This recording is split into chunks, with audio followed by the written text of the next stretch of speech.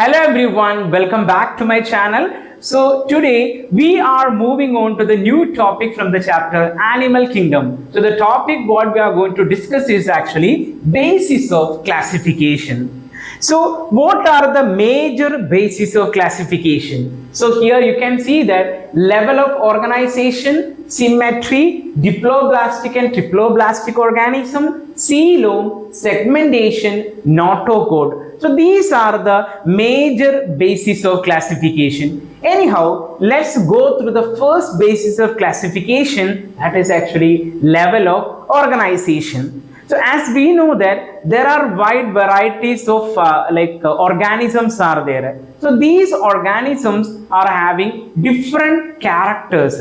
So here when we will observe the characters of organism, there are some similarities. Okay, so here in this basis of classification, we are going to discuss about how the organisms are categorized, what are the major characteristics of the organism, or what are the basis of that classification. So anyhow, level of organization. So if we look up the phyla, as we know that there are different type of phyla are there. If we'll start from phylum Porifera, Coelenterata, Ctenophora, Platyhelminthes, Aschelminthes, Annelida, Arthropoda, Mollusca, Echinodermata, Hemichordata and Chordates. Okay, so here when we will look at the basis of classification, if we'll start from phylum Porifera, see phylum Porifera, see the level of organization is actually cellular level. So phylum Porifera are having a cellular level of organization, cellular level. That means, see in case of phylum Porifera, as we know that they are the most primitive organism. So their body consists of cell aggregates. Okay, so cellular level of organization we can see in the phylum Porifera. So phylum Porifera, it is actually having cellular level of organization. Now next level, that is actually tissue level of organization. So tissue level of organization we can see in the phyla Coelenterata and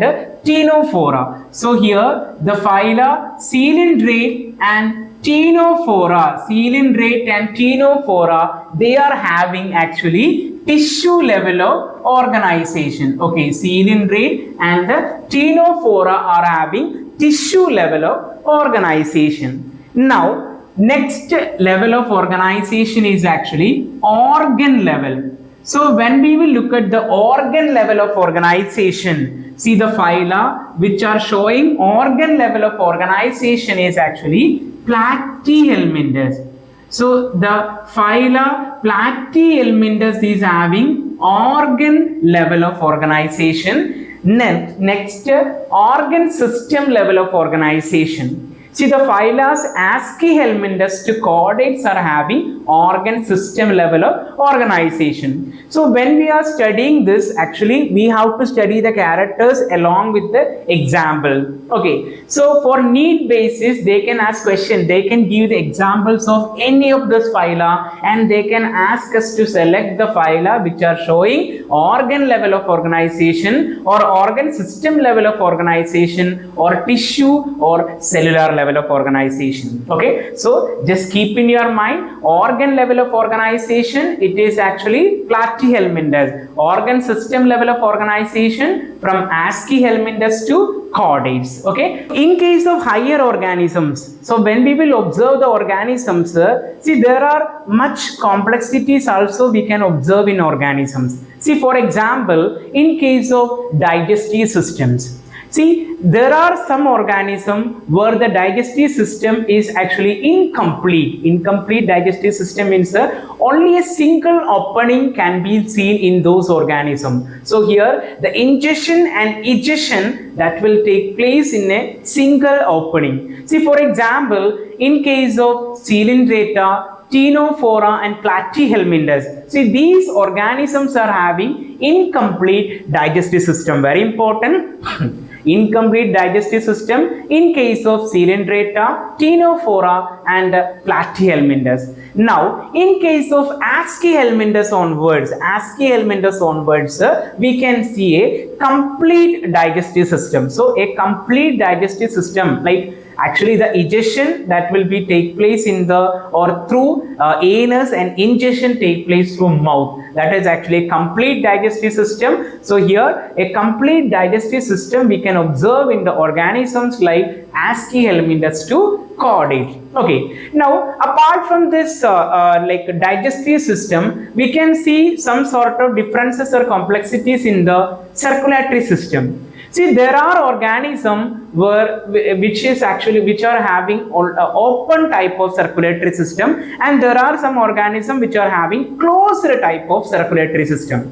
So, in case of open type of circulatory system, if we'll talk about the open type of circulatory system, see for example, the arthropods and non-cephalopod molluscs, and then we can say that the rotifers. So these organisms, they are having open type of circulatory system. Even hemichordates also having open type of circulatory system. So arthropod, non-cephalopod molluscs, hemichordates and rotifers. Okay, so they are having open type of circulatory system. So here the blood, it is pumped by heart, and all the organs and organ systems are immersed in the, or we can say that it is bathed in the blood. Okay, that is actually open type of circulatory system. Now coming to the closed type of circulatory system.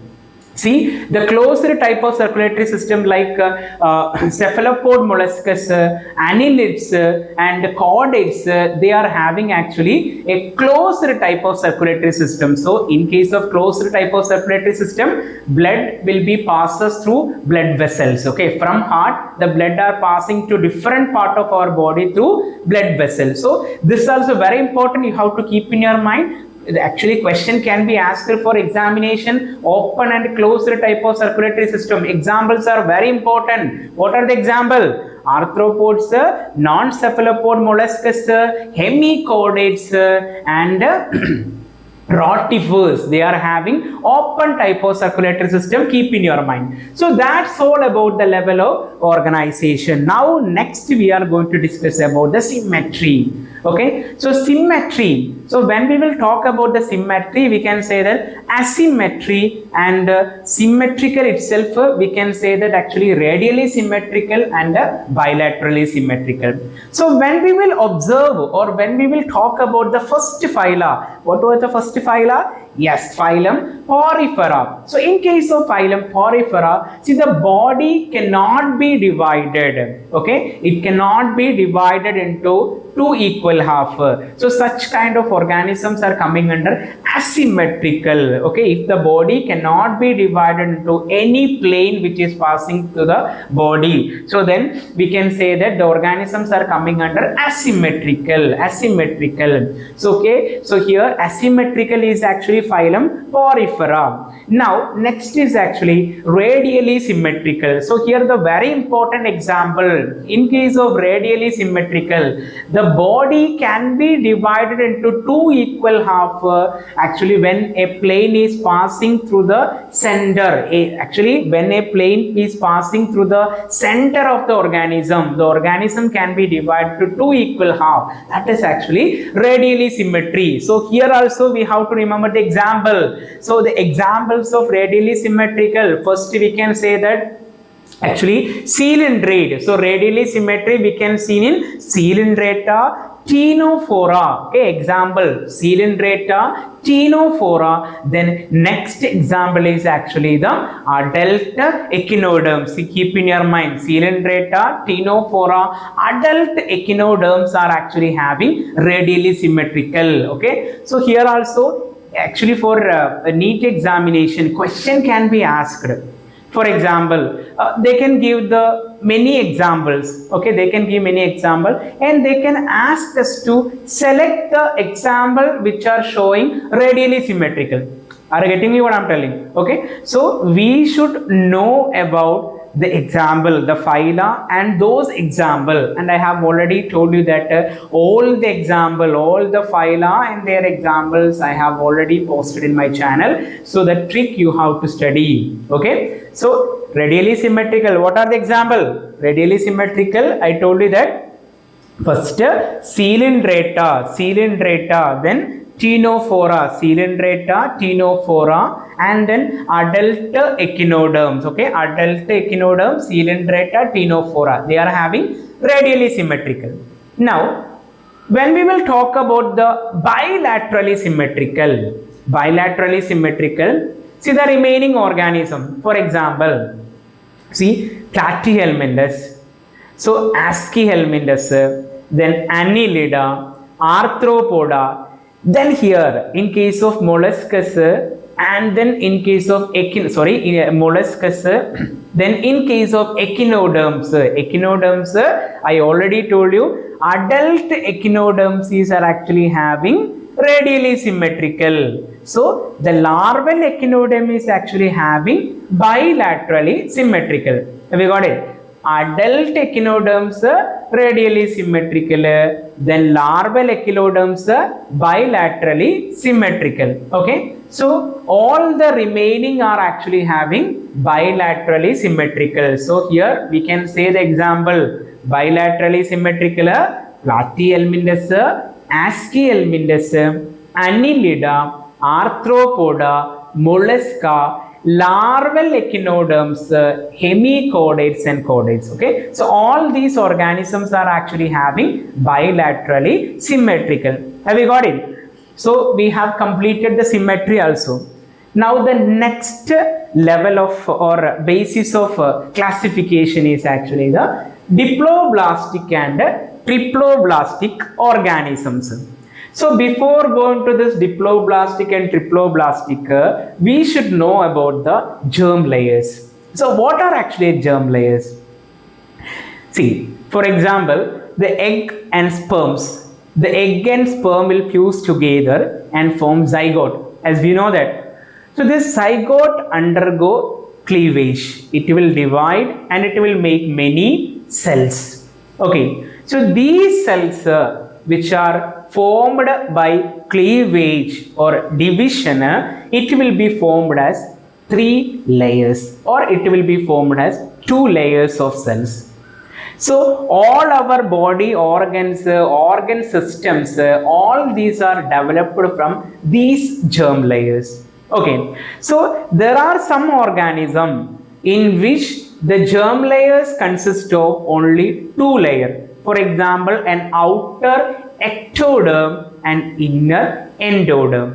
Okay, outer ectoderm and inner endoderm. So in between the ectoderm and endoderm, there is another layer which is actually called the mesoglia. Mesoglia is actually an undifferentiated or unspecialized layer, that is mesoglia. Okay, so here see the organism which are having only 2 germ layers. Which are the germ layer? One is actually ectoderm, another one is the endoderm. So those organisms we can call it as diploblastic organism. What it is? Diploblastic. So di means 2 germ layers, ectoderm and endoderm. Now here, so what is more important in this? Actually here, see ectoderm, endoderm, actually 2 germ layers or diploblastic we can see in the 2 organisms or 2 phyla, that is actually the Coelenterata. Okay, so Coelentrates and as well as Ctenophora. So Coelentrates and Ctenophoras are actually having diploblastic organization. Okay, so they are having only 2 germ layers. Okay, now there are organisms which are having like more than 3 germ layers, that is actually triploblastic. So we have to say that from Platyhelminthes to we can say that the chordates, they are having actually triploblastic development.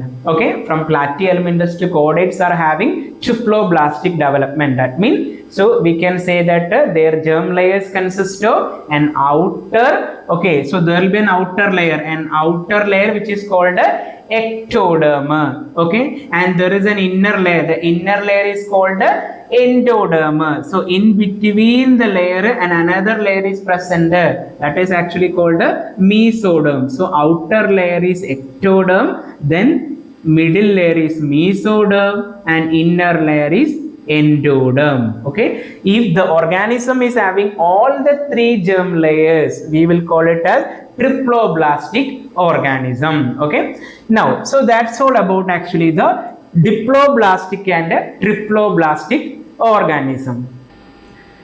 So the next basis of classification is actually coelom. So coelom, what is actually a coelom?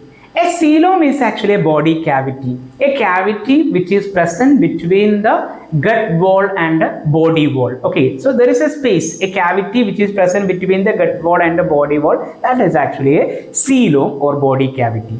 Now the coelom, it is lined by mesoderm. So here already I told you about mesoderm. So coelom, it is lined by mesoderm. Two layers actually, the gut wall and body wall, it is lined by mesoderm. Okay, that is actually a body cavity or coelom. Now organisms are categorized based on the presence of coelom, absence of coelom, and as well as based on the presence of false coelom. So first let's discuss about the organism where the body cavity or coeloms are absent. So we can say that there are some organisms. So we have to start from phylum Porifera. There is no specialized like organization, body organization. They are having cellular level of organization. Okay, so phylum Porifera, then phylum Coelenterate and Ctenophora. So these organisms, phylum Porifera, Coelenterate, Ctenophora and Platyhelminthes. So these organisms, they are having actually, or they don't have a body cavity or coelom. So such organisms are actually called, we will call it as acoelomate. Okay, acoelomate means coelom is absent, acoelomate. Now, see, there are organisms, for example, case of Aschelminthes. See, they have a false coelom. Actually, coelom, it is present as a scattered pouches in the mesoderm, or mesoderm is present as a scattered pouch, just like a pouch. That is actually the false coelom. We will call it a pseudocoelomate. So which phyla is having pseudocoelomate? That is actually Aschelminthes. Okay, so Aschelminthes is having pseudocoelom. Now the next phyla, that is actually, we can say that from annelids to chordates, they are having actually a true coelom or body cavity. Okay, so they are called coelomate. So acoelomates are there. Acoelomates means Porifera, Coelenterata, Ctenophora, Platyhelminthes. Aschelminthes is having a false coelom which is actually called pseudocoelomate. Then annelids to chordates, they are having a true coelom, they are called coelomate. Okay, so that's all about actually coelom. Now the next basis is actually segmentation. See, there are organisms in which the body is internally or externally segmented. Okay, we will call it as metamers or metamerism, metameric segmentation. So here also you have to keep in your mind the examples are very important. Okay, so we can say that annelids, arthropoda and chordates, they are having actually metameric segmentation. Segments are there. Okay, that is the another basis of classification. Last one, notochord. So as we know that actually notochord, it is mesodermal origin. Okay, so there is a rod-like structure. So the organism which are present in notochord, they are coming under actually chordates. The organism in which the notochord is absent, they are actually coming under non-chordates. Okay, so these are the major basis of classification. I told you the examples are very important. So level of organization, cellular level, tissue level, organ system level. Cellular level, I told you that it is actually Porifera. tissue level Coelenterate and Ctenophora, organ level Platyhelminthes, organ system level Aschelminthus to chordates. Now symmetry, Poriferas are actually asymmetrical.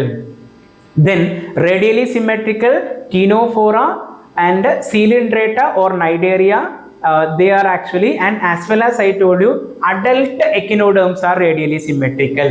Okay, now diploblastic and triploblastic. Diploblastic, the or examples are actually phylum Coelenterata and phylum Ctenophora are actually diploblastic, and then triploblastic from Platyhelminthes onwards it is actually triploblastic.